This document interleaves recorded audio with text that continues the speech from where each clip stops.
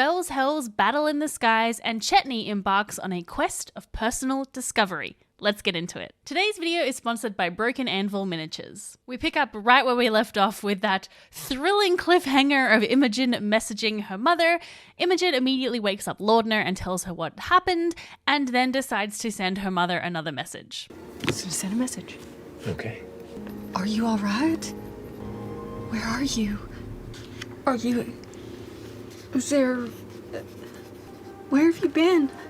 Just kind of let the final words linger and hope for a response.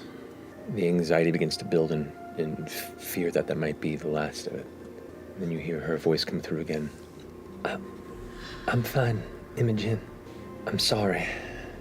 I'm sorry for how long I've been gone. I'm okay. Are you okay? Why should she just keep asking questions? She knows I gotta keep... All right. Just wearing it down. Okay, last, I can call her, I can talk to her one more time. Okay. So firstly, can we now safely assume that Imogen's mother in her dreams is actually her mother and not just a vision or a memory? Because how does she know who Imogen is? She left when Imogen was quite young, but she recognized her immediately from just that very tiny sending that Imogen did last week. She also seemed to know things about her, like the fact that she has the same powers. Laudner brings up this point as well, like how did she recognize Imogen if she left so early? But if it actually is her mother in her dreams, it seems like to me that if you wanted to make sure that someone stayed away from you and never came near you, that sending them spooky messages in their dreams every night is not a great way to go about that. If I was getting sent spooky messages from someone, I would want to go and find them and find out what's going on. Maybe that's just me. Imogen's mother believes that she has passed a curse onto Imogen, which kind of makes sense and fits with what we know about Ruidus-born, that they are generally considered cursed or ill-fated. She says Imogen needs to run away from her and her destiny. What is this destiny? Is there some prophecy that has foretold what is going to happen on Ruidus? And in what way is Imogen's mother involved? Here's my wild theory. Imogen's mother, whilst she was taking part in that study in Eos, learned of a prophecy of a powerful Ruidus-born who would unlock or unleash whatever is on Ruidus during an apogee solstice, but she incorrectly interpreted that prophecy as being about herself when it's actually about Imogen. Yeah? Yeah? What's your theory? Let me know in the comments. Imogen and Laudner head up to the deck of the ship where they encounter Orym, Fern, and Chetney following the werewolf incident. Imogen fills them in on Ruidus, and they fill in Imogen and Laudner on the werewolf situation, and then they go and wake up Ashton and FCG. As they're discussing all of these events, FCG brings up a great point. They have a bit of a party problem, a problem party. My question is, how many of us might turn on us? Raise your hand if you think you might turn on everybody in the group at some point. This is a problem, right? I definitely would not. You are actually the one I worry about most. You've exploded. You shady bitch. You've exploded before. You're clearly hiding something. Get your hand up. You've exploded. I tried to kill somebody. You tried to kill us. I still don't know what's going on with Delilah. It wasn't me. Exactly. It was Hamilton. Oh, But, you know. God. I don't think you have to worry about me. Orym's FCG has turned on them. Imogen has harmed them. Chetney has turned on them. Fern is always stealing their stuff. And, you know, it's only a matter of time, surely, before Ashton and Laudner do something kind of wacky. The only one who it seems certain wouldn't do something like that is Orym, but you know what? I'm waiting because I think he's got a breaking point and one day he's going to hit it. But at least anyway, with regards to Chetney, they decide it might be a good idea to sort of lock him up at night so that he doesn't attack them in his sleep or transform or anything like that. So he gets some manacles from Captain Xandus so he can manacle himself while he's sleeping. Yeah, just in case anyone wants to cuddle. Orym exits the room and heads up onto the deck, clearly troubled, a little bit lost in thought, and decides to send a message with the sending stones to Dorian. Hey, Eos bound. Found them. They're killers. Bigger than we thought. Real rough, Dorian. Astros is dead. Glad you're not here. Wish you were anyway. However, instead of role-playing Dorian himself, Matt says that he'll just reach out to Robbie and ask him to record a message since it's not really a time-urgent sending, and I think that that is delightful. I'm excited to hear what that message is going to be. And you know what? I'm just still holding out hope that we're going to see Robbie at the table again at some point this campaign. Ashton also comes onto the deck to check in with him since he sort of perceives that being the only good one in the group, or everyone expecting you to be the good one all the time, is kind of like a big weight of responsibility to bear. Orem so far, even though he has not wanted to assume a leadership position, is kind of like the dad of the group, and that responsibility has got to be weighing on him. Orem's gonna really, carefully and purposely raise his hand up and... Yeah, no, we're good. Oh, yeah. You know, I don't feel like I can do it every single day. And I just keep waking up and trying to honor the people that I left behind. And now you all. But I doubt it every day, and the only way that I manage to keep going is to look to you guys. I'd be up Schitt's Creek by myself. I was by myself. It's not great. Yeah, no, it's not. Well, as a person who is professionally left behind, you're doing a really good job. And you should maybe take care of yourself a little bit before you actually do end up being the one who throws us all off a ship. I wouldn't blame you. Like I mentioned before, I think everyone has a breaking point, right? Everyone has something that is that little bit too far, and so I wonder what that is for Orem and if we're ever going to see him reach that snapping or breaking point in this campaign. Probably, because Liam just loves to make us feel sad. Time for a travel montage. The 4th and the 5th day of the skyship journey goes by without incident, and on the 6th day, they fly past Bassaras again. They are swept up in a big, huge gust of wind that kind of spins them around and adds another day of travel to their journey. On the 7th day of travel, a flock of small creatures land on the ship. These are kind of like bat, bird, dog-like creatures. FCG being immediately suspicious, I'm sure, because they're flying creatures, cast Speak with Animals, basically telling them to shoo. However, they're not beasts, so they do not understand him. One of them bites him, but it only does 3 points of damage. That's totally fine, right? It strikes you and you kind of back away from it and push it off as it kind of climbs over the top of the deck. As you pull away, your limbs are getting harder to move, and the coloration of your metal oddly is starting to turn to from that bright bronzish yellow to a dull gray coloration. Rusty? Wait, what? Gray. No. Wait, are these petrifying birds? Oh no. Yes, these are cockatrices, I think that's how you say it, and they have this bite ability where you have to succeed on a DC 11 Constitution saving throw, or you slowly begin to turn to stone. Honestly, it would have been pretty funny if the metal robot had turned to a stone robot, and then we get a combat, and I was happy because this skyship model is so beautiful. I'm very happy to see it again. It's a pretty standard chill combat until... These massive, almost bestial, weird, scaled claws hit the side as wings, big white leathery wings kind of as it pulls up, and you see what looks to be a dragon head and a lion head and a goat head as it climbs up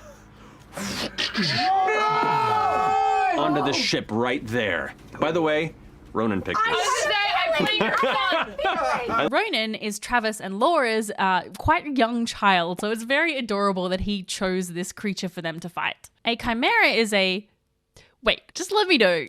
Am I the only person who has been saying it as chimera for their entire life and discovered in this episode that it's pronounced chimera? No, just me? Anyway, a chimera is a large monstrosity. It has a bite, a horn, and a claw feature to go along with its 3 heads, as well as a recharging fire breath ability. Matt did mention that it was a buffed up version from the normal stat block, probably just to make sure it was providing a more interesting challenge or a slightly harder challenge for the players so that they wouldn't immediately knock it out. This was a really fun fight, and there were a couple of standout moments for me. The first one is when we get to see Laudna's form of dread in action. Yeah, Laudna kind of drops on all fours and starts to, you hear the sound of wood creaking as her flesh starts to turn into like an old rotted bark, and branches sprout from her shoulders.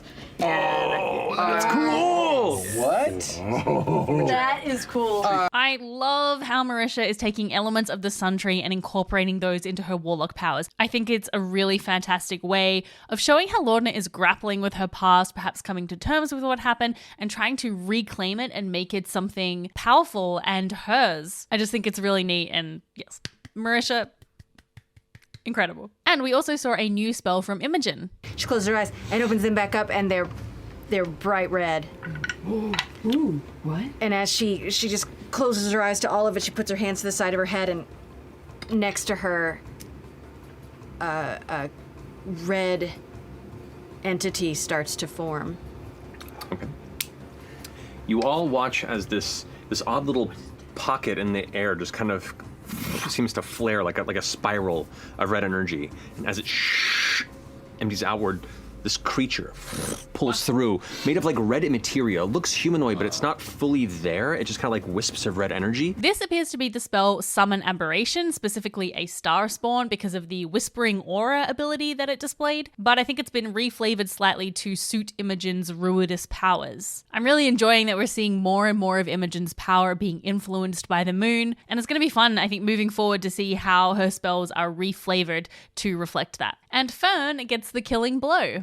I'm just gonna make a kebab, so it's just gonna go straight through and then straight through the dragon's mouth. With that out of the way, we go to break. Today's video is sponsored by Broken Anvil Miniatures and their brand new web store featuring some of their most beloved minis as well as some new ones. I had a little browse on the web store today and I'd like to share with you some of my favorites. First, this Centaur Druid. I really love all of the little details. Like when I was zooming in, it just felt like there were so many little things about this mini to discover. Or this Warforged Fighter, which I think is such a cool design. I love the outfit that they're wearing. I really enjoy seeing different kind of outfit designs for minis and something that's like a little bit unusual, not necessarily something that you would think of. And I have to get this one. It's Molly May, the Goblin Rogue. I love her. I love her dress so much. I can really see her giving her some razzle dazzle. And lastly, this, a Turkey Folk Paladin.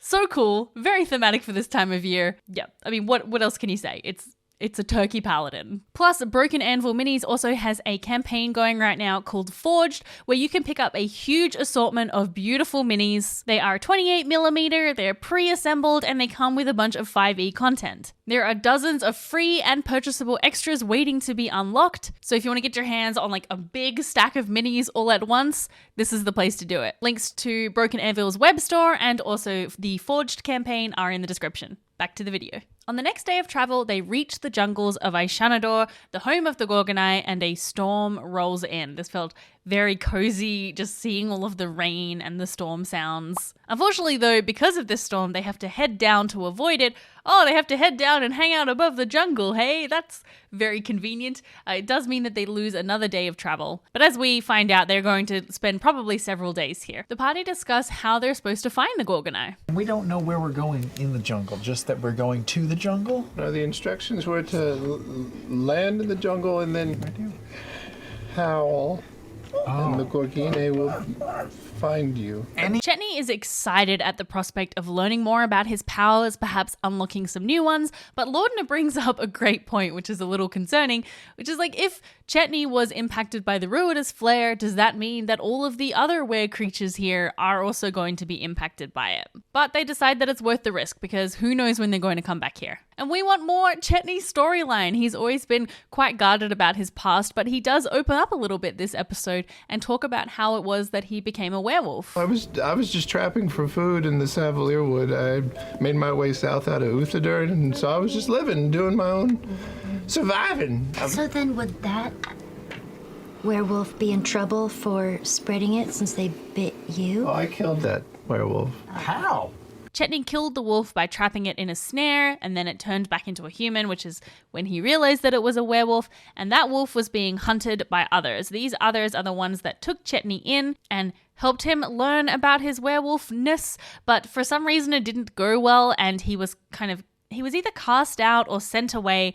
I'm not sure if maybe I just didn't pick it up, but it seemed a little bit unclear to me, and he was given the name of Gurge as someone who could help him with harnessing his powers. I wonder if the campaign is going to go to Wildmount at some point to Uthadern, which is where Chetney is from. Marquette is awesome, but I would really love to go back to Wildmount, just for a little side quest, just a few days maybe, a little day trip. While trying to find a good spot to descend down into the jungle, they discover a sort of broken down, ruined military outpost left over from the Apex War. And whilst it's been looted and completely emptied out, it's a kind of a good spot to just set up some shelter, and they make a small camp. Once it is dusk, Chetney transforms into a wolf and lets out a wild howl.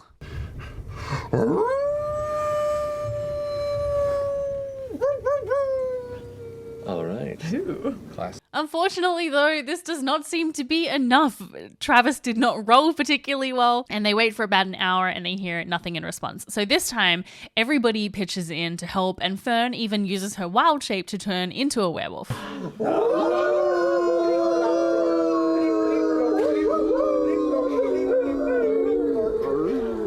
In response, they hear howls and growls and the sounds of werewolves approaching. But wait, it's not a werewolf. It's a were-tiger. It looks to be about a 6.5 foot tall figure.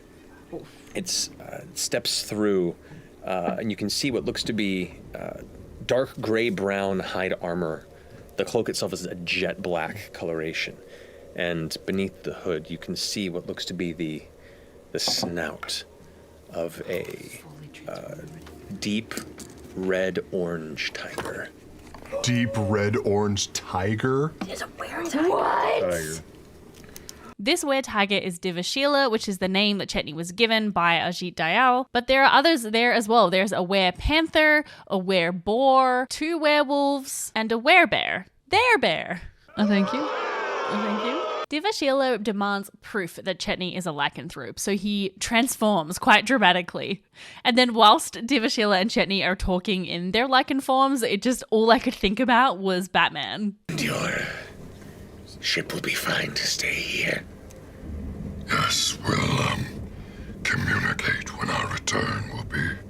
Where were the other drugs going? The werefolk take the party to their village, Baranak, which is a small society of tree houses and roughly 40 people. Now it's time for talking. Divashila's real name is actually Annaline. Divashila is like a code name to make sure that someone who's being sent there is legit, is a friend. And she can see that Chetney has some experience in blood hunting and in fighting, and so she offers sort of like a training program that will last for several weeks. That does not really gel particularly well with the party's plans. FCG does suggest that perhaps they leave Chetney here and come back and pick him up, and I'm actually honestly surprised that Chetney didn't even seem to entertain this idea, because I think narratively it makes a lot of sense. Chetney has only been with this group for a small amount of time, but he's been trying to find out about his curse or his abilities for a really long time, and this might be the only opportunity that he gets. So narratively, for the character, I think it would make sense for them to stay, but of course Travis wants to play his character in the campaign, and if they leave him there for several weeks, then I guess he's just going to sit out of the campaign for months? Because sometimes, 2 days will span a month of episodes. This group worships a figure called Sayadon, and this was very intriguing to me. It is a 12-foot tall stone sculpture. It looks to be semi-humanoid, semi-bestial, and it's simple. It isn't extremely well detailed, but it definitely strikes now in this light what looks to be an arched back with arms out, with multiple heads, almost like 3 various bestial heads all howling or growling upward. You're unable to make out what sort of beast forms they may be, but it definitely has this kind of natural predator aesthetic to its body. In one hand, you see what looks to be like a heart, just resting within its clawed grasp. And the other, a growing sapling. Sayadon is also known as the Keeper of the Savage Heart and is a spirit and a champion of the Wild Mother. There is a trial that Chetney can take at a temple about a day's hike from here, and if Chetney is lucky, then Sayadon might appear before him and either help him, harness his powers, or help excise them. This is the temple where we undergo our various personal trials. This is where many of us have had our own communions, and some of us have given in to the beast afterward. So, you will be challenged. You will be tested. and you will be judged. Perhaps all of you. Woo! I am looking forward to this. I love a good, personal challenge quest. A journey to discover who you are. Classic fantasy storyline. I really hope Chetney does get to meet this figure, actually have a conversation with them, because I'm so intrigued about them. I think we're probably going to see a fight of some kind, but also probably a test of Chetney having to rein in his wolfish abilities. Perhaps there's going to be some saving throws involved or something like that. And I wonder if this will be an opportunity for us to learn more about this connection that Chetney has to Ruidus, because we discover that the other werewolves or the other were creatures don't really seem to have that connection. They do feel something with Ruidus, but they don't have this sort of uncontrollable desire to transform anytime Ruidus is up to its shenanigans. What do you think this challenge is going to be? Let me know in the comments. The party take a long rest, ready for this hike to this challenge the next day, and that is where the episode ends. All right, now it's time for theory time. Theory time.